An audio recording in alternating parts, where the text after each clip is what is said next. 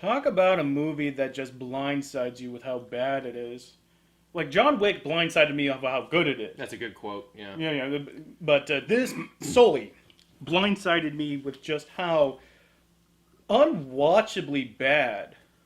And how not movie it was. Yeah, this is.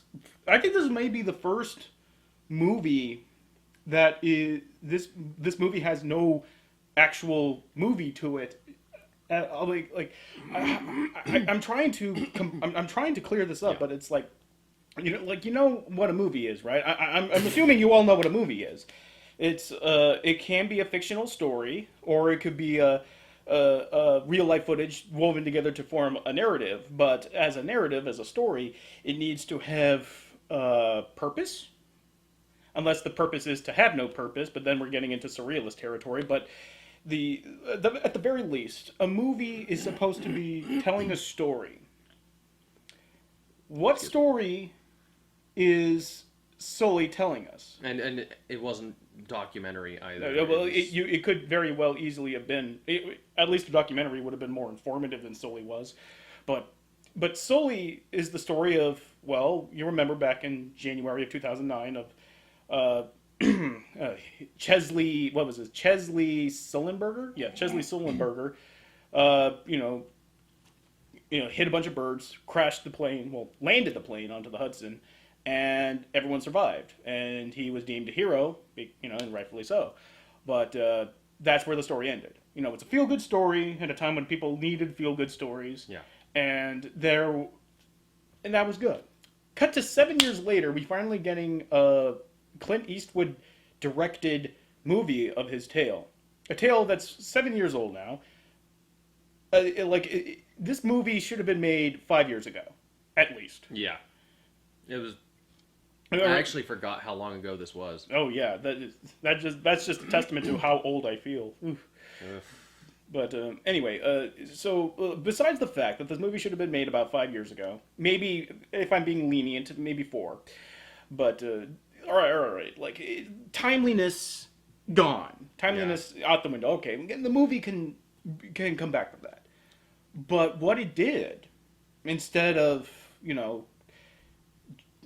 putting a different angle on the story we already know, it's just retelling the story we already know. And then the movie realizes that the story we already know, maybe 45, 50... Not quite enough to fill an hour and a half. And yes, it is only an hour and a half. But it feels like 4 hours. It's not just that it feels like 4 hours. It's that... I was thinking for a movie like this, an hour and a half seems short. Mm-hmm. And then you get, what we got. And you're thinking, well, This movie is 45 minutes too long. Like, the last thing I expected going into this was that I was going to think that it could have been shorter when it was an hour and a half. Yeah. I mean, there's enough story here for a good, 45 minutes, an hour tops. Yeah, hour top. Like, if it was like a television special, like an hour-long television special, that would have been fine. And the music definitely felt like a cheesy feel-good television special. It was just like very Hallmark. Very Hallmark. This piano keys do do do do do do do do in the arms of the fucking angels. Yeah, it's very mealy-mouthed in that way. But oddly enough, like calling it mealy-mouthed is actually kind of giving it too much credit. Yeah. Because at least mealy-mouthed has like a denotion of an identity to it. Not a good identity by any means, but at least you can put it in a box and say like that is that. What Sully is this morass of information we already know presented 4 times over to stretch the movie to feature length, and I have yet to have seen a more lifeless, more directionless, oddly enough, is a word I'd use for this. More of a movie that has no reason to exist. And more on loop. Oh yeah, well, we'll get to that when we break the movie down further. But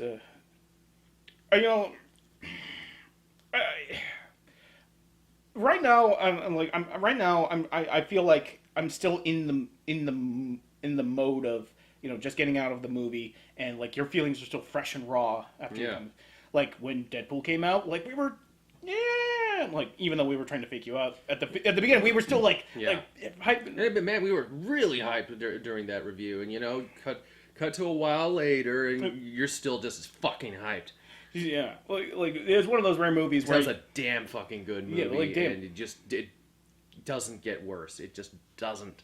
Mm-hmm. Like, great amount of longevity for that movie, but the key thing here is that like you're still feeling that and that freshness, but here I'm feeling a lack of something. It's like a lack of a lot of fucking things. A lack of a lot of things, and I wouldn't say it's worse than feeling like angry or feeling furious. No, I wasn't angry. I was actually kind of laughing through a lot of it. Yeah, like just a quiet chuckle. Yeah, a quiet chuckle just about like pointless this whole thing. It felt like a joke on the audience more than anything, and I got to laugh. And I got like, this is what we do. This is what I've gotten to that point.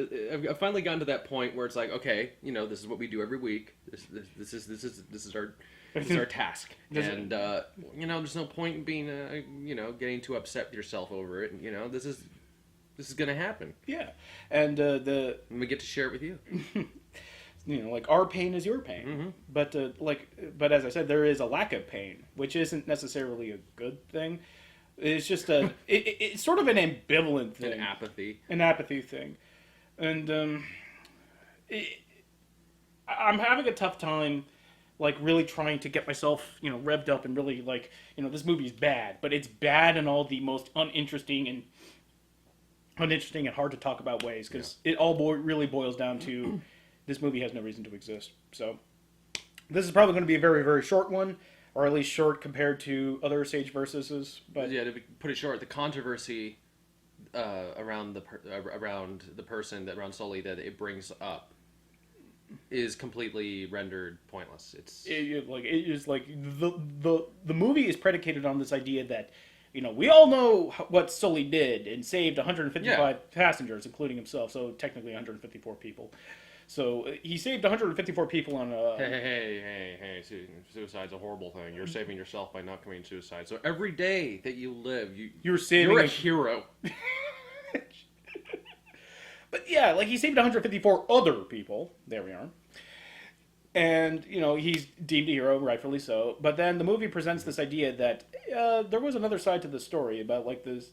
Like the nasty politics of doing, of doing such a daring deed of landing the plane in the river, as in like, could you have done something else? And it's been long enough for me, and I'm not sure I ever got this part of it in the first place. I think that what happened was when it happened, this did he make a mistake kind of thing only lasted for maybe a couple days or something until they actually got all the information. Maybe a week, I don't know. I mean, it didn't look like it took very long. It was only a matter of days. Yeah, because they were still in the hotel that they were being... like the movie felt like it was taking place over the course of 5 days, and I've never known any kind of government-oriented bureaucrats to ever expedite something. Like, this whole movie felt like it took place over the course of 5 days. And, talk about a miracle. I mean, it sounds like, since if that's the case, that he really was a hands-down hero for them to... So, maybe the notion was that because of the publicity of this act, they kind of had to put this at the top of the list, and it's just like, we got to get this out fast and now. So I get that, but I would get that if the movie bothered to have shown that instead of what it did. And since I had forgotten or never knew in the first place about any of that controversy, I was watching this kind of like, oh, did something new come out since then over the past 7 years, and that's why they made this movie, because it turned out that he was just this fucking psycho motherfucker who was like, because they show a part. They show at the beginning when they're taking off during the flight at the initial takeoff. They're going they're near the Hudson and they're looking out towards it, and he's like, it's like the Hudson looks really good today. Wink, wink, nudge, nudge, camera. Like I was like, did it turn out this guy just was really fucking wanted to see the Hudson up close? No. Or you've been like, they find out. That's just us making a better movie in our heads. Well, did it turn out that his room was filled with all of these Bermuda Triangle ideas about the Hudson or something? Like the plane's being pulled towards it. oh, they could take like a fucking True Detective route where they go to his apartment and it's just a bunch of broken airplanes and fixed like mans and Yeah, it is. He's been like planning this for years and years, landing on the Hudson. It's just it's like I will show them the meaning of true heroism. yeah. As he dances around a fucking like pentagram made out of broken tarmac pieces, and he's dancing around. Follow. Oh my God, birds. Yeah, follow the vultures. Follow the buzzards. The buzzards. Sorry, but again, that's us imagining a better movie in our heads. So, the problem number one with this movie is that as far as the editing is concerned, it's frame narrative within frame narrative within frame narrative. There are several instances where you see the event happen, you see the crash happen, but it's within the context of Tom Hanks' Sully remembering the encounter. So you're thinking that this is going to be a movie about like the baggage of doing such a deed comes with, like the PTSD.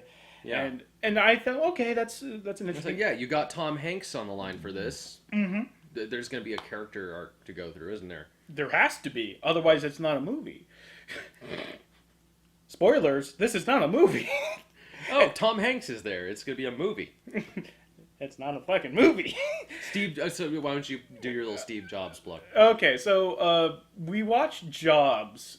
What was it? Steve Jobs? Whatever the title of that fucking Oscar grab. Steve. You know, like, Nah, you know, like whatever that Oscar grab movie Yeah. was last year that Fassbender I tried. think it was actually Steve Jobs.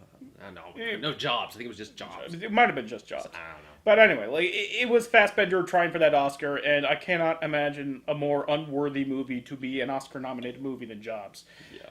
That wound up being an Oscar-nominated movie, asterisk, except for maybe like Crash, but that's just the benefit of hindsight. I mean, like Crash was amazing at the time. Looking back on it, Crash is overrated as fuck, and it died a slow death. Like I do for right there, as soon as I walked out of the theater, that Jobs was just not at all a movie that deserves anywhere near the amount of accolades it had gotten. Nor would I feel like it was a movie that deserved to be even made. I mean, like we already had the Ashton Kutcher Steve Jobs movie. This we didn't need another one so soon after that came out. But regardless, I still saw it and I felt like, you know what, that was. If it weren't for the fact that we weren't doing Sage versus Much that year, I would have put it on my top 10 worst movies I saw that year. But, however, after seeing Sully, I realized, you know what? At least Jobs had an insight into Steve Jobs. At least there was a purpose behind this movie. Like, what was the insight that we got into Sully as a character? That he went through a traumatic event, there was a minor headache afterward, and then everything went out all hunky-dory. At least the movie provided jobs. I'm gonna punish you for that one after I turn off the camera. I don't need visual evidence of what I'm gonna do to you for that one. Oh. But again, like the movie needs to have a point to be a movie, and Sully doesn't have one. Sully just kind of elects. Like, you know what? I kind of noticed that as far as Clint Eastwood directed movies are, Eastwood is not too keen on doing a character piece, even though like his movies are often about a singular character, like American Sniper and Sully. He's not so much interested in telling their story. He's more interested in telling the story, which is, you know, like presenting it almost like a documentarian feel, which is fine for like a war movie when there's more people to kind of share the spotlight. Like was it Letters to Iwo Jima? I believe that was his war movie, and that was a perfectly serviceable, fairly good movie. But but when you have a movie that is just singularly about a person and a heroic, real life person, and you want to tell their story, tell their story. Don't provide like some kind of like retread of what the news already told us. I mean, we already know that. And even now, I'm just kind of retreading my same criticisms of the movie. You're retreading just as much as, not even as much as they did. No. So I think we've gotten pretty much there. Yeah. So they get to the point where they have to show the flight simulation of recreating the scenario with their own pilots, who it turns out have practiced it like 17 times before doing this final cut. And how many times did we have to watch a replay of the fucking simulation? Replay of the simulation, which was basically a simulation of the crash, which we have already seen by this point in this movie. This is what this movie is leading up to. An hour into the final act, the whole crux of the whole crux of this plot is To be clear, we've already seen the actual event. yeah. Just to be clear, We've already seen what happened in the plane. Yeah. yes. By this point in the movie, we've already seen it, and it's all right. It's very shot, matter of factly, not very not a lot of acting going on, just a lot of movement.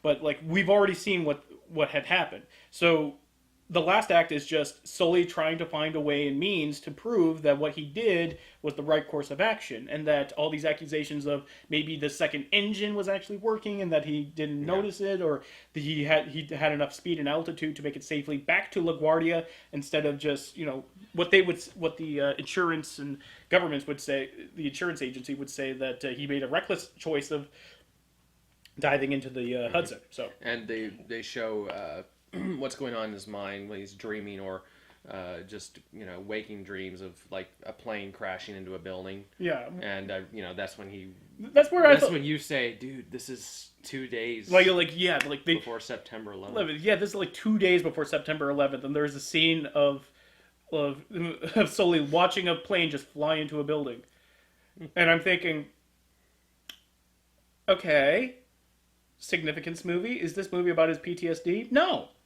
it's not. As I said, this movie is about him proving that what he did was the right choice of action.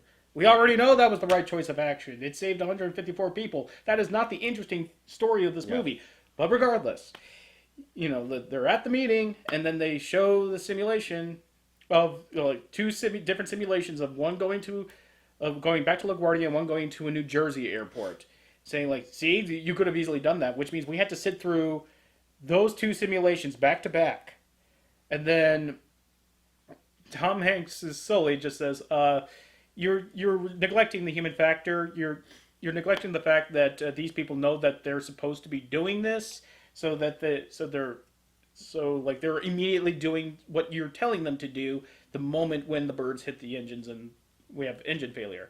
So that's not what happened though. So they reset the simulations again for giving them 35 seconds, and they both fail, which means we have to sit through those two exact simulations back to back again, and then it just kind of cuts into to one of them saying, "Okay, now let's listen to the black box," which means we get to see the crash again. I've counted. We've seen the crash in its many instances of fortitude 6 times in the movie. 4 times for the simulation, 2 times for the actual crash and the aftermath. You could literally feel the movie stretching as hard as it can to reach that hour and a half this wasn't mark. like watching the crash through different stories, like these people on the plane and how they experienced it compared to someone else's experience.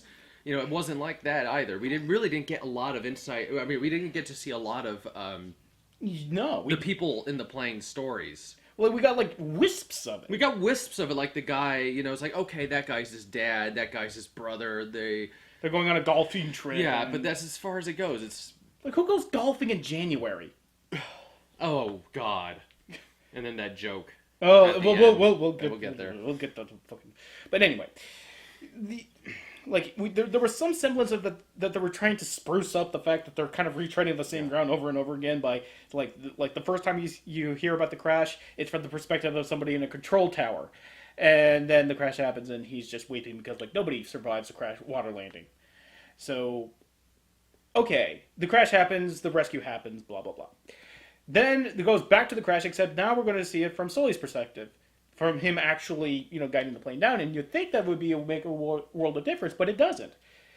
Everything happens as it was supposed to. And Sully just winds up, winning the day at the end, like we know he does, because we all read the papers. We all know what happened in 2009.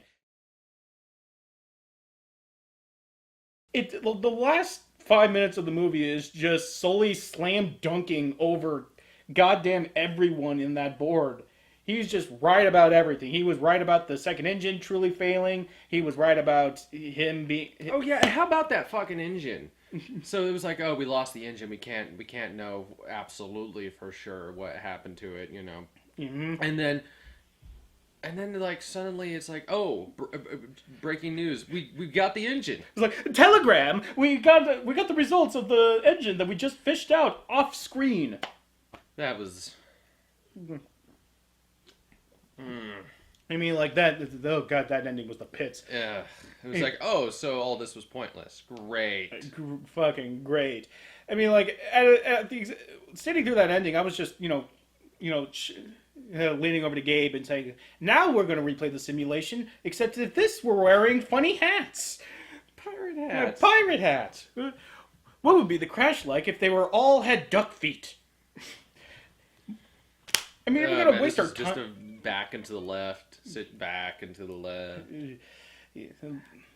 Back and to the left. Yeah, very much that kind of situation. And it was this pounding my knee, just pounding my knee throughout it. Just like all this lead up to this.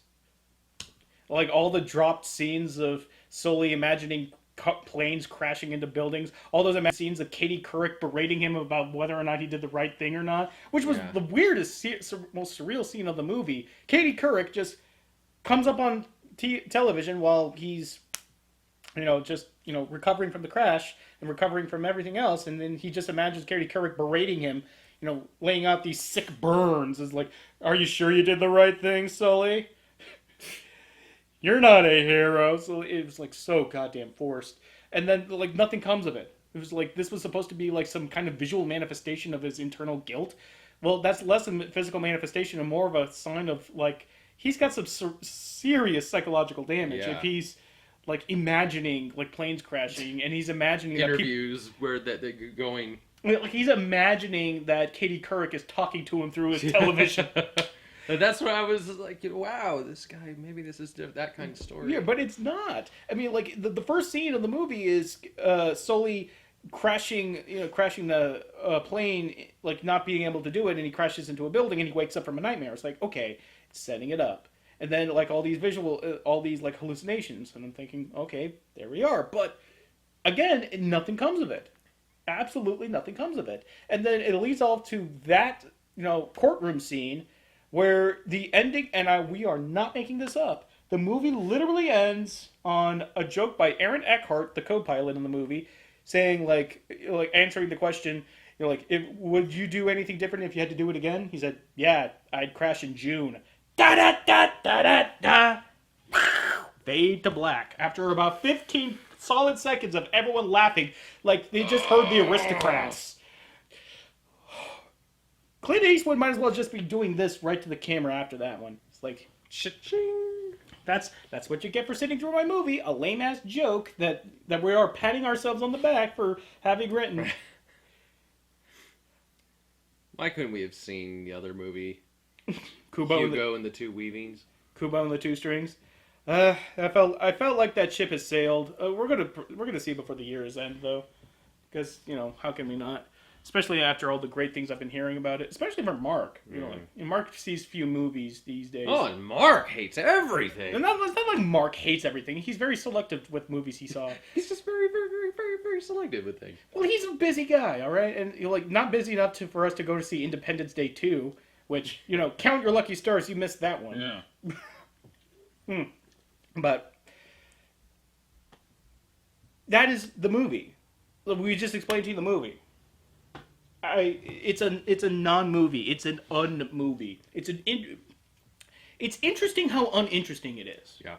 In a weird sort of backwards way, because even with in a BVS kind of way. Yeah. Like the in a way BVS BVS is like if there was like a diagram of like bad movies. Yeah. BVS is just nothing but like like studio mandate and interference mixed up with weird creative decisions that somehow the mandate let slip through the cracks. It's And just a. yeah, like it was a creative like fart cloud of neon. Whereas this was just kind of like one idea on how to do a movie that set everything in motion in a bad way. Yeah, like it's like this is a movie that had the potential of being very very good. I mean, like sure, like who knows? Like maybe Sully, the real life Sullenberger, like had to go through the headaches of the bureaucracy of like, yes, I'm sure that what I did was the right decision at the time. Anyone who could have made that decision in my place would have made the exact same thing. Maybe that was, but that doesn't exactly make for an interesting movie. And it could very well be that he had 2-3 weeks afterward he had nightmares about it, and he had a tough time dealing with the attention that he wasn't used to getting, and that's all fine and dandy, but that doesn't exactly make for a movie. It just doesn't. It doesn't make for an interesting movie. And that I had an inkling that we were in for serious goddamn trouble when the movie just goes off the plot rails to give like a flashback to Sully's past, even though the past doesn't really do anything other than like he loves to fly. Yeah.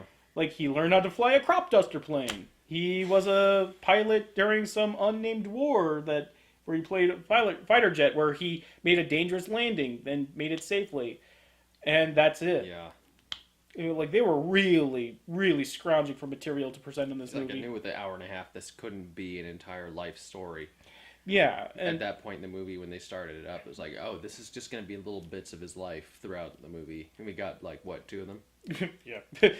Like, when I saw that runtime, I thought, like, well, I naively said, oh, that means they just cut out all the fat.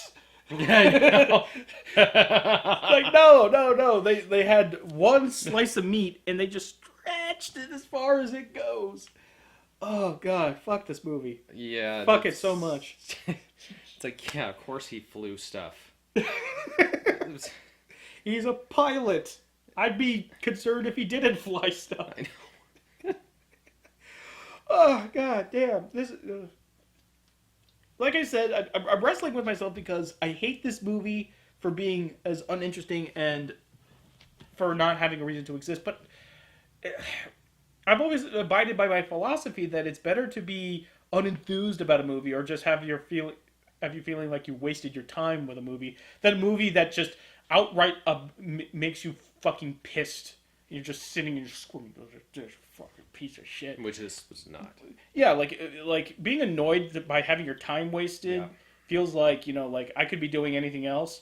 Well, so you could have that exact same thought process when you're squirming in your seat from just fury and anger. Like the net outcome of such an experience is the exact same. The only difference is your heart rate's racing because you're fucking pissed for no reason. Short, whittling days off your life from stress. Not to say that my life was shortened by sitting through 50 Shades of Black, but I wouldn't be surprised if I found out that would be the case. That was just interestingly bad enough to still. I mean, it was laugh. fucking stupid as shit. Stupid as shit. And then there's just it's always gonna go right back to Neighbors because that made you fucking angry. Oh, yeah, like that was the only movie. That was the only movie that made me angry enough to walk out on. That this is that they could get away with it. Yeah. That's what really. But you know what? At least Neighbors had a plot. And again, we haven't seen the whole movie. We haven't seen half the movie. We got 15 minutes 30, in. we 30 minutes? Yeah, we got 30 minutes in, and they hadn't gotten to any legitimate humor yet, so we're derailing. But It's just... Yeah, I know, like that movie touched you, and you can't show us where. Yeah. So, but, I don't know, like, this is the first time I've actually had to really think about my earnest feelings about why I hate this movie. Yeah. Man, I'm surprised we've gotten this far. I didn't think we would. Yeah. I was like, what are we going to say about this movie? There's so little. Yeah. I mean, like, as a factual account, it fails because we got news. Like, we got the news. We have articles upon articles being written about the encounter, and plenty of profiles written in the periodicals like Time and Newsweek. So it's not like we're bereft of material to preserve this in historical context. And considering how the movie approaches the subject as a pseudo documentary, very much tried to be as factual as possible, then like what's the point? If you're not going to fictionalize what happened, then make a fucking documentary. Don't make this fake documentary. Don't make a movie that's pretending to be a documentary. Make a documentary. But again, Eastwood's not concerned with that at all, and it's a frustrating mindset to have to wrestle with. But I mean, the only thing left to say about the movie is that for a movie set around New York, they just went to the wall to try to cast as many like New York character actors as possible. Michael Rappaport just shows up as a bartender. Oh yeah, he just like I see Michael Rappaport like hey, oh, you're the pilot, guys, like, and you're fucking Michael Rappaport. You're what are you doing here? It's like, oh yeah, technically you're an actor. I'm so used to him being him, like is like the guy who could just like talk your ear off in that accent, that city accent, and you just forget that he's technically a character actor, and you're just kind of like, that's Michael Rappaport. That's Michael Rappaport. It's sort of like the same thing with he was in Boston Public. Oh yeah, Boston Public, and he's been in a bunch of shit. He was in a Triple H movie, but yeah, Inside Out. But I see him, and like he's just a bartender who just says, "Yeah, you're the pilot guy. Here, we made a drink named after you. It's Grey Goose with a splash of water."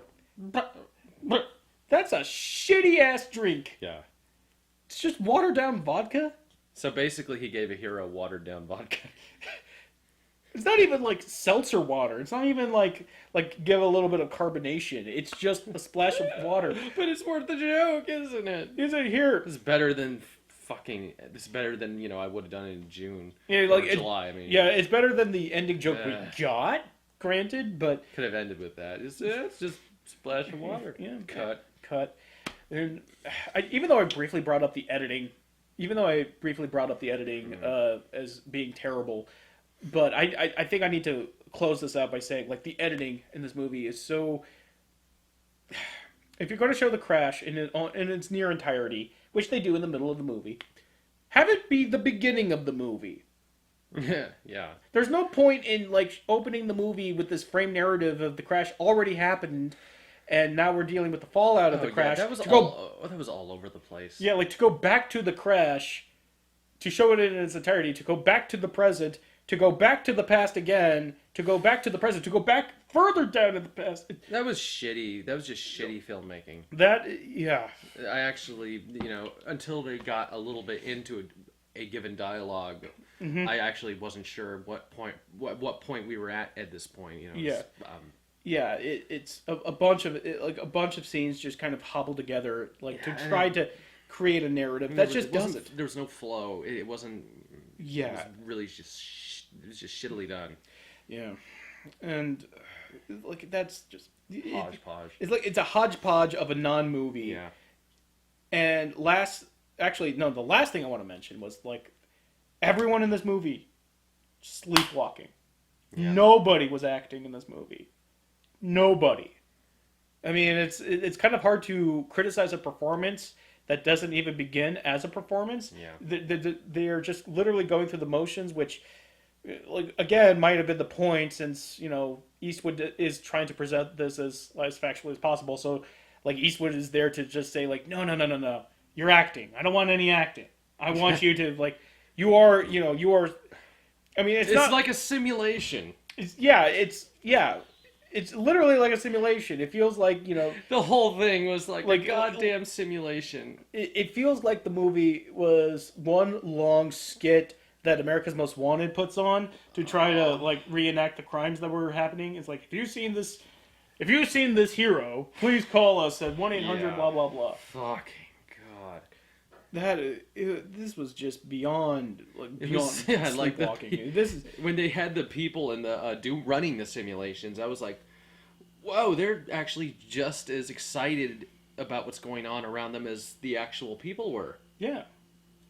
It's just like, I mean, like Sully might have been like cool headed while he was, diving into the, like into the Hudson, but at least like put a little like, hang on or something like that. Something, because it's even if he actually didn't, Dude, it's like, a movie. It's a fucking movie. Except it's not. It's not a fucking movie. I mean, it's supposed to be a movie. It's supposed to be a fucking I mean, it is supposed to be a movie. It is. Right? I mean, I guess it's not supposed to be a movie. Maybe Did we miss something going in? maybe we have just overlooked the genius of Clint Eastwood's direction, trying to make a movie not a movie. Did some of the money we paid for this go to a charity or something, Well, or go to or- airline safety? Fucking, I don't know. Well, like Like, there's like this quantum state of being where we're not sure if what we watched was a movie or not a movie. It's a freaking like Schrodinger's movie. I feel like the money should have gone to some kind of cause for watching this, because Look, I don't feel like I did this for myself as much as to support something. Yeah, like when the credits rolled and then they had like footage of the actual people on the passengers, the people on that plane and Sully, Yeah. actually getting together to, I don't know, like it looked like they got together to literally at the apparently the plane that he was flying is kept somewhere in some air hangar in some air museum probably, and he's just there to like, we're gathered here today to, I guess, try to give this movie some kind of resonance. The actual people, and not Sully himself. I guess he's supposed to be stoic, but the actual passengers at the end, where they did that Schindler's List thing Oh yeah. of them all, the actual people, they actually seemed like they were kind of emotional. They tried. So. Yeah, it felt like that was the most like as far as like trying to make this movie feel real. That I can appreciate from like a purposeful standpoint, but not after what I sat through. Not after that. This is plain and simple a non-movie. This movie had no reason to exist. Yeah. And I think that is the most cruel thing you can say about it. Cruel, but true.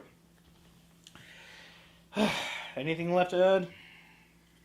I mean, I was gonna say, like, if you could have done something different, is there anything that you would have done? I would have seen Kubo and the Two Strings. So go see Kubo. And maybe I would have seen this movie 6 years ago. Or made this movie 6 years ago. Yeah. Because I had the power to make a Sully movie 6 years ago. Especially 6 years ago. I mean, like today I could certainly make this movie, but 6 years ago, piece of cake. I don't think I even uploaded Anime Abandoned to YouTube 6 years. Anime Abandoned wasn't even a thing 6 years ago. I know, like I could remember back to when you didn't even have a clue that you were going to be doing any of this. Yeah, This is crazy how time flies, man. God damn it! And you just came back from your high school reunion too. Oh, fuck! You had to remind me of that. God, that was a pile of shit.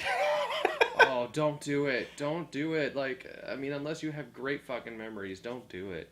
If you were like us, you're like the super bad group or something, you just kind of skate by, just kind of Floating around. just kind of got through it. Nothing bad, nothing good, just happened. Man, that's just like the worst. Because I mean, at least if it was a bad experience, you could be like, I'm coming back to settle some shit, get some closure. But no, man, this is just like a bunch of people I didn't recognize at all. The couple people I did recognize was just like I didn't really get to know them. It was just like, eh. You happened, but Yeah. In either case, next week I believe is Snowden. What? Next week is Snowden? Snowden, like the guy who leaked the information that the NSA are spying on us. Oh. Yeah, that. I hope it's doesn't follow the same. Yeah, I don't trust it at all. It's an Oliver Stone film, so, and he's not been batting 1,000 lately, or even batting 200. I mean, it's very well possible he hasn't made a good movie in about a decade. Are we just gonna have a slew of borderline documentary-ish kind of movies? Oh yeah, we're heading into the territory where Oscar bait's coming in. Man, great. Numbers. Till next time.